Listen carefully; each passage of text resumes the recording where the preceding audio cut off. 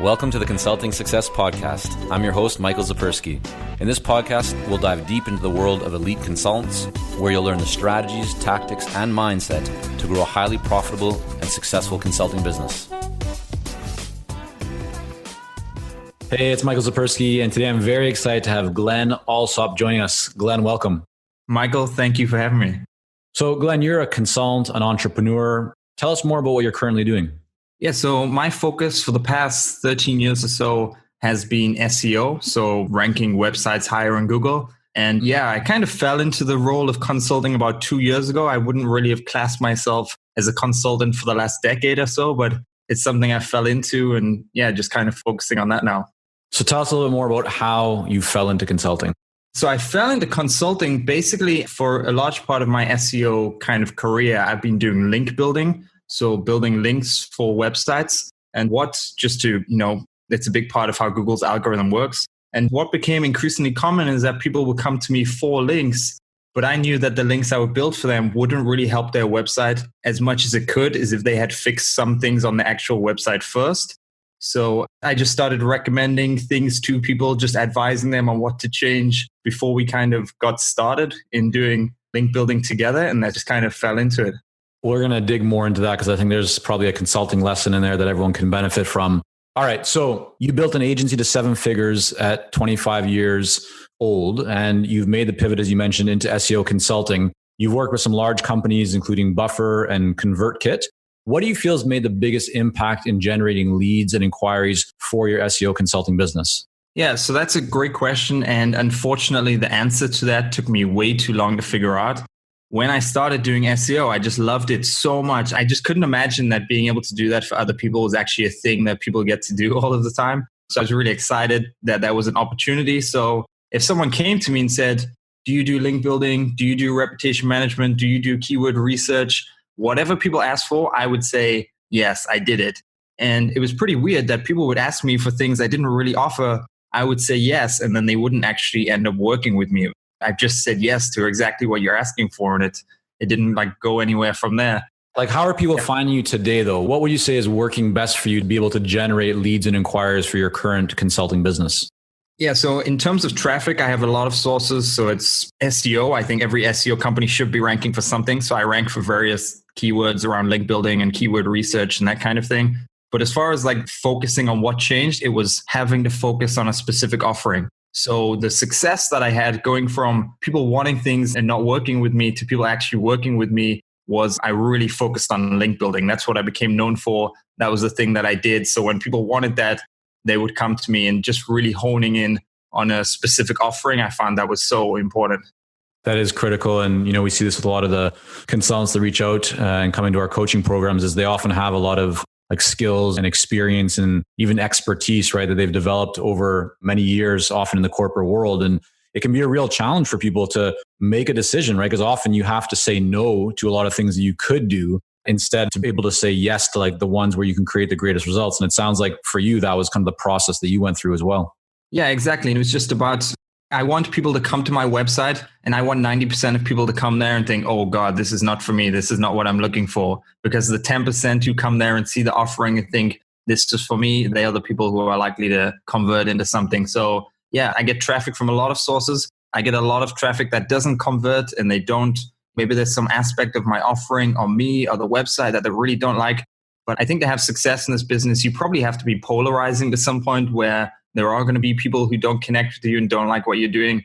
And then those that are left just think that you are the perfect fit for them. Right. Okay. So you're doing some SEO. You've obviously been in the game for a while. So people have heard your name or they find you from maybe some different ways. So you're getting traffic, but are you doing anything else beyond that? Are you speaking? Are you doing, you're obviously on this podcast, right? So you're doing some podcasts, but are you doing any guest writing? What other marketing activities or business development activities are you doing on a regular basis that's helping you to generate more business? Yeah, so for me, there's 2 very clear things. That is writing. So putting content out there that people care about and just having people want to share my work and talk about it. Building an email list is a big one. So I do guest posts very infrequently. This is probably the 3rd time I've been in a podcast in about 2 years. The last 2 were actually in the last month, which is pretty ironic. Yeah, so I don't do speaking. I don't do events or meetups or anything like that. pretty much all of my focus is either writing something that people are going to share and talk about, and then people will see my kind of quote unquote skill set.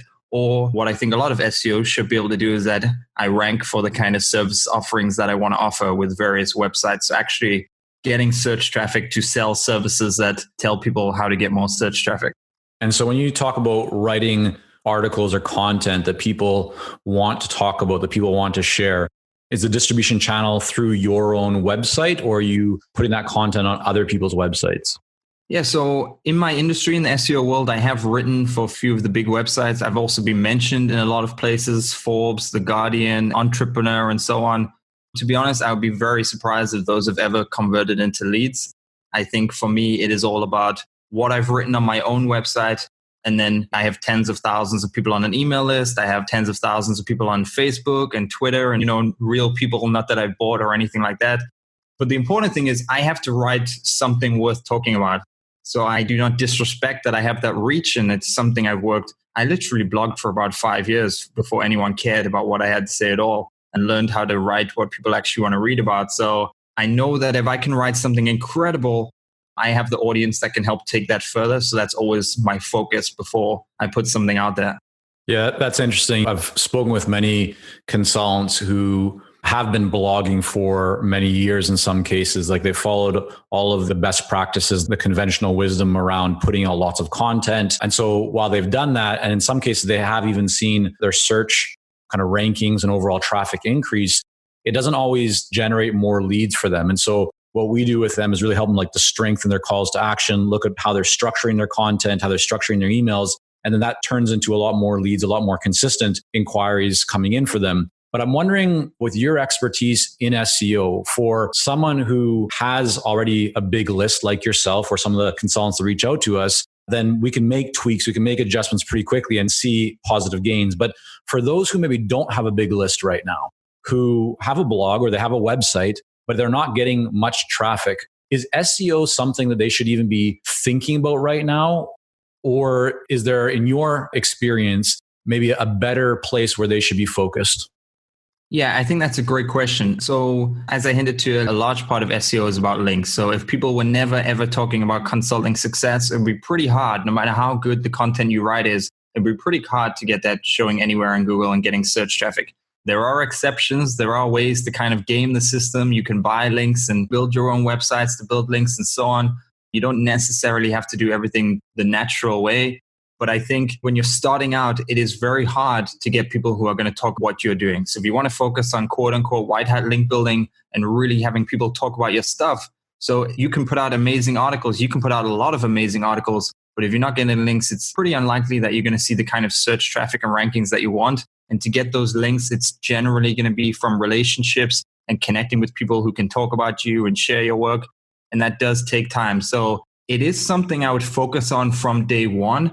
But I wouldn't focus on, i.e. thinking of link building. I would focus on, here's the relationships I should be building while I'm creating this content, while I'm putting it into the world, almost doing the 80-20 rule, whereas 20% is focused on the content and 80% is the relationships that could potentially promote things for you down the road. So definitely start on it from day one, but do not expect that it's going to bring in many leads or traffic or visitors, at least for the first few months of getting started.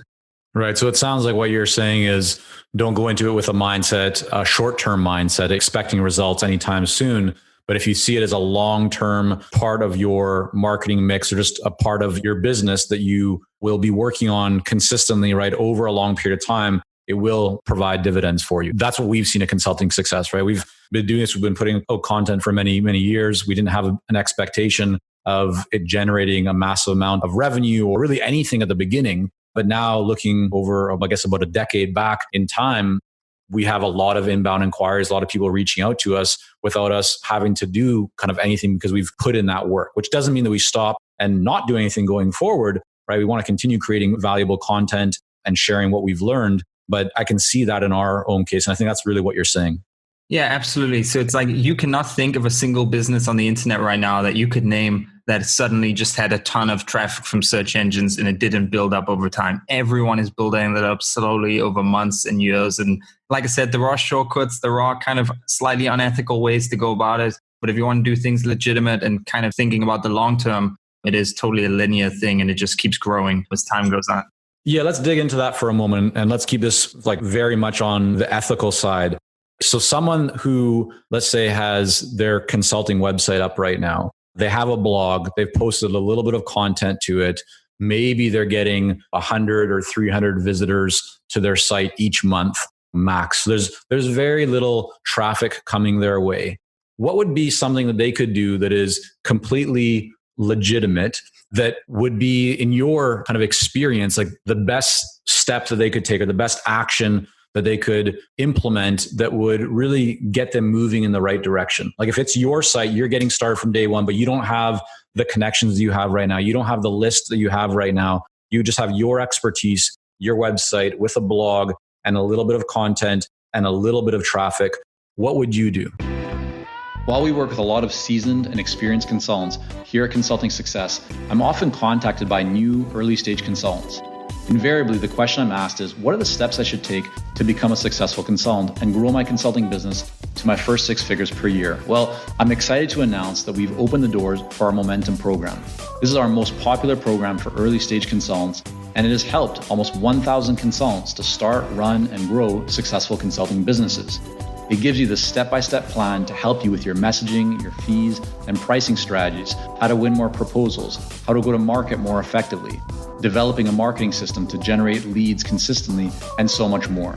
And right now, until September the 19th, you can sign up for Momentum and get 50% off the regular price by going to consultingsuccess.com/audio. That's consultingsuccess.com/audio, AUDIO. Only 100 spots are available to join Momentum and get 50% off. This deal is only available until September the 19th or until all 100 spots are gone. We won't be opening up new spots in this program for several months, so don't wait.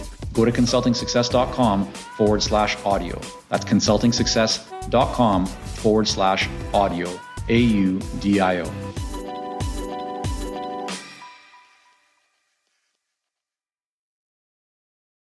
Yeah, so you can jump to the kind of top of the expertise ladder very quickly as long as you really, really hone in on something. So being seen as the top SEO expert is not an easy thing, and it will probably take you a lot of time. But being seen as the best link builder in the finance space, or the best online reputation management guy for politicians, or just something like that, you can do that very quickly. So I think that it's anyone, any coach, any consultant out there starting out right now, even if you have plans, even if you think, oh, well, I want to do link building for everyone, I want to be the life coach for everyone, or something like that, whatever it is, just start first with a very small industry, and then you can widen that base later on.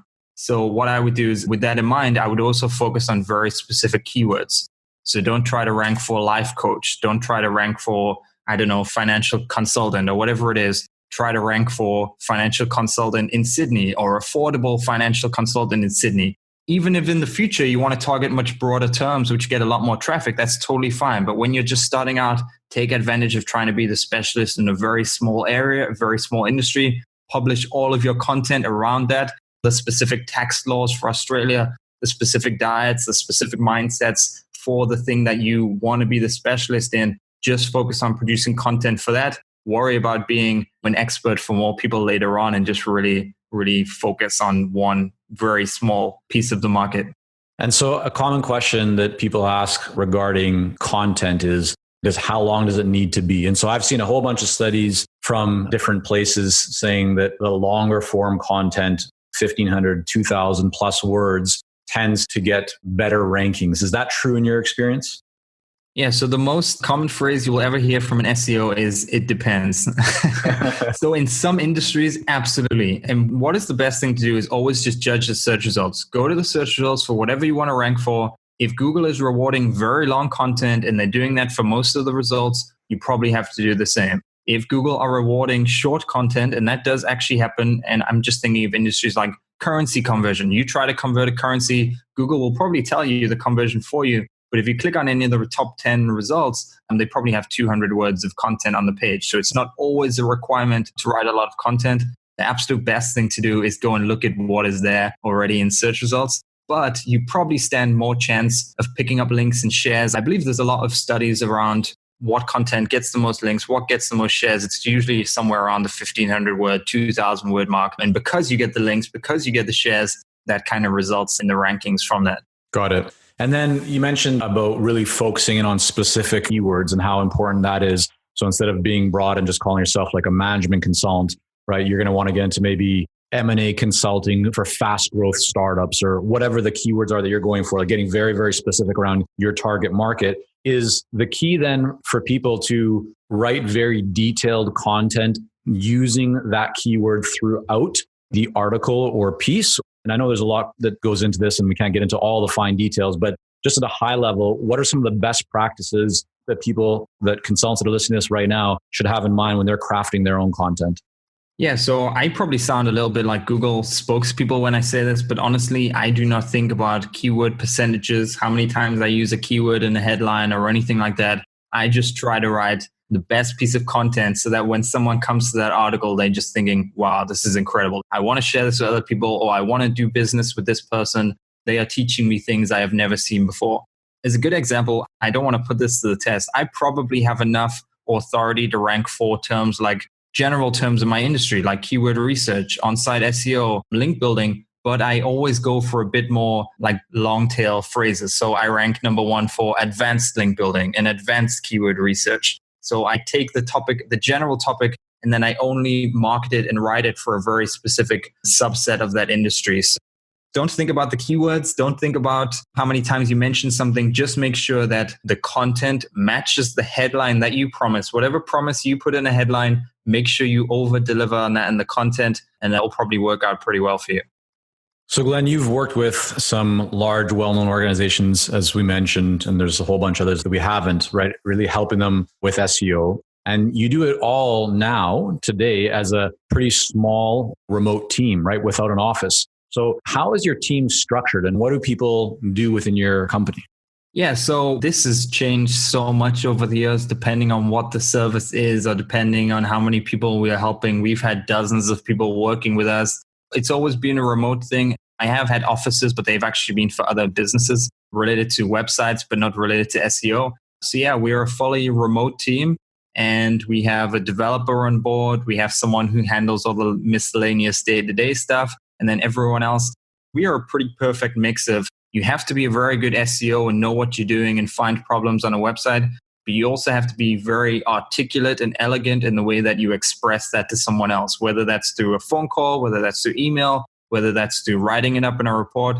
So for us to work in our team and to be with us, it's not just about, oh, you can find a problem with a website. It's about being able to explain that to someone in a way that they will not only understand it, but they will also take action on it. Because I don't get any joy about telling people about problems that they don't go and fix and see benefits from. So there's just a few of us on the team. We got a full-time developer, a few full-time SEOs, and then just someone who kind of handles random odd jobs that kind of keep the ship going.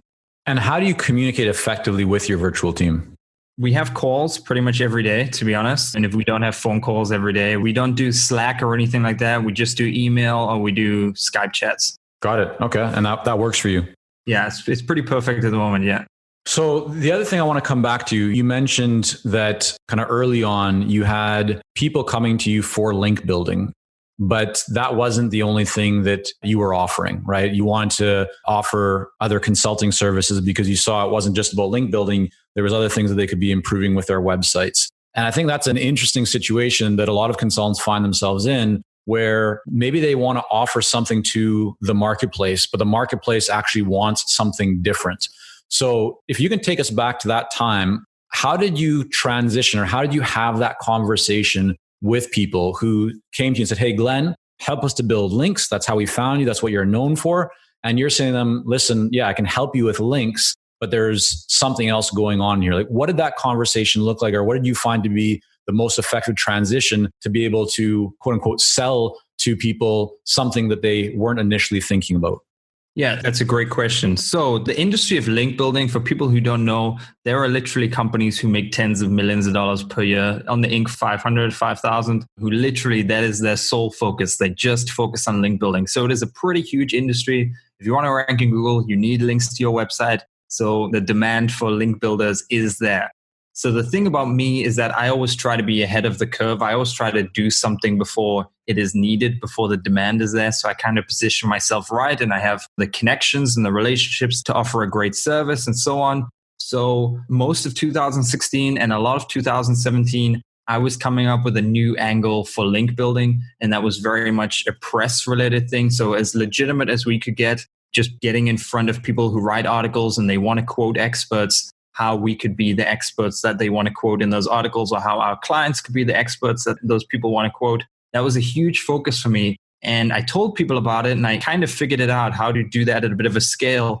And I told people about it. I had a ton of people set up calls and they wanted to know more about it. And the best websites that reached out to me, they were just broken. So the amount of work it would take to get some of those links was a lot of work, but the results that they would get, or very likely get, would be pretty incredible. But if the website itself just wasn't that great, the result of all my hard work wouldn't really be seen by the client. So I actually don't care. The end result for links or for any kind of SEO is that you want more targeted search traffic and you want it to last for a long time. So I don't really think it should matter. As long as you're doing something legitimate and ethical, I don't think it should matter where that comes from. So the point of my conversations was, look, you want links because you want more search traffic, but there's something else on your website that if you fix that, you would get that exact same search traffic. It would be quicker, it would be easier, and let's do that first. And if it doesn't work out, we can do links, but let's just focus on the thing I think would be best for you. Yeah, I think that's a really great point. And I hope everyone takes away from that is that you shifted the focus, right? It wasn't about the deliverable. It wasn't about link building. The focus was, what does the buyer want? What is the actual end goal, right? So I just actually had a call with a bunch of clients yesterday where we were talking about this exact situation where sometimes buyers approach you as the consultant and they've already like self-diagnosed. They're telling you, hey, I've gone through and I've realized I have this problem, and so I need this specific solution. But the consultant's role is not just to say, yes, okay, I can do that for you, even though you might be able to. It's to probe deeper. It's to ask more questions to really figure out, like, okay, I understand what you're saying and what you'd like to do. Tell me now, why do you want to do that, right? What is the goal? What do you want to achieve? How is that meaningful for you, right? What happens if you don't do that? Like really exploring all the different angles. And it sounds like, Glenn, that's exactly what you did, right? You explored, what is the end result that you want? Oh, it's more targeted traffic that lasts a long time. Okay, well, what if there was a way that you could achieve that takes less time, right? Less money, less resources? Would you be open to that? Yes, of course we would. Okay, so that's the transition it sounds like that you made. And I think that all consultants can find the same kind of transition and should be open to having that type of conversation with all prospective clients. Absolutely. And just one quote, I don't know where this quote is from, but I like to say, when I have to say something that I think the person might not necessarily like, some criticism of a website or something they did that I think they shouldn't have changed or something like that, I say up front, I am your consultant. I'm not a contractor who is following a set of rules. I'm here to help you based on what I know. So let's make it happen. Good stuff. Well, Glenn, I want to thank you for coming on and sharing your story and some great tips here with us today. I also want to make sure that people can learn more about you and your work. So where's the best place for them to go? Sure. So my website is detailed.com, just the dictionary spelling of that word. And if you want to email me, Glen, just one N. Everyone uses two N. But yeah, Glen@detailed.com if you want to check me out and see what we have going on. Perfect. We'll have all that linked up in the show notes. Glenn, again, thanks so much for coming on. Michael, thank you so much. Thank you for joining us on this episode of the Consulting Success Podcast. For more episodes and to subscribe, rate, and leave a review, head on over to iTunes. And if you'd like to develop consistent lead flow and a highly profitable consulting business, learn more about our coaching programs at consultingsuccess.com.